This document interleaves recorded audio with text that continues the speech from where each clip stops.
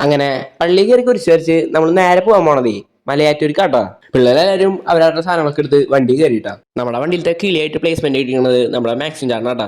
വണ്ടിയാക്കി നീലമയം ഓണക്ക് ഈ പാട്ടൊക്കെ വെച്ച് ചില്ലിതിട്ടാണ് പോണേ.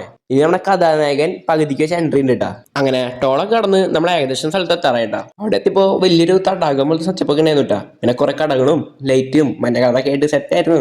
അങ്ങനെ എല്ലാരും കൂടി മല കയറാനുള്ള പോക്കാട്ടാ നിങ്ങൾ കാണണേ. ആരൊക്കെ പകുതിക്ക് വെച്ച് നിൽക്കും, ആരൊക്കെ കയറും എന്നൊക്കെ കണ്ടറിയാം. മല കയറാനേ നമുക്ക് എനർജി വേണ്ടേ. അപ്പൊ നമ്മള് പ്രോട്ടീൻ അടിക്കാന്ന് വെച്ചു. പ്രോട്ടീൻ തപ്പി തപ്പി തപ്പി ഒരു കട എത്തി. അവിടെയാണെങ്കിൽ പ്രോട്ടീൻ ആയിട്ട് മുട്ട മാത്രമേ ഉള്ളൂ. പക്ഷെ സാധാ മുട്ടല്ല, മുട്ട ബജ്ജി. അപ്പൊ അത് നമുക്ക് പറ്റില്ല. നമുക്ക് പറ്റുന്നത് മുട്ട മാത്രമാണ്, പുഴുങ്ങിയ മുട്ട. അങ്ങനെ ബജ്ജി മാറ്റി നമ്മൾ മുട്ട മാത്രം എടുത്ത് തിന്നുട്ടാ. അതിന് പറഞ്ഞതിന് 10 രൂപ ആയിരുന്നു കേട്ടാ.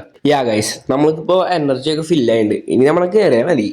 അങ്ങനെ നമ്മുടെ യുദ്ധം തുടങ്ങിട്ടാ. മല കയറ്റത്തിട്ടുള്ള യുദ്ധം. കയറി കയറി ഒന്നാം സ്ഥലം എത്താൻ കുറെ നേരം പിടിച്ചു. ഒന്നാം സ്ഥലം എത്തിയതും എന്റെ മുഖമൊക്കെ എങ്ങനെയായിരുന്നു കേട്ടാ. നമ്മൾ വന്നതേ 4 ആൾ അറിയണ്ടേ. അപ്പൊ നമ്മൾ ഫോട്ടോ ഒക്കെ എടുത്തിട്ടാ, ഗ്രൂപ്പ് ഫോട്ടോ.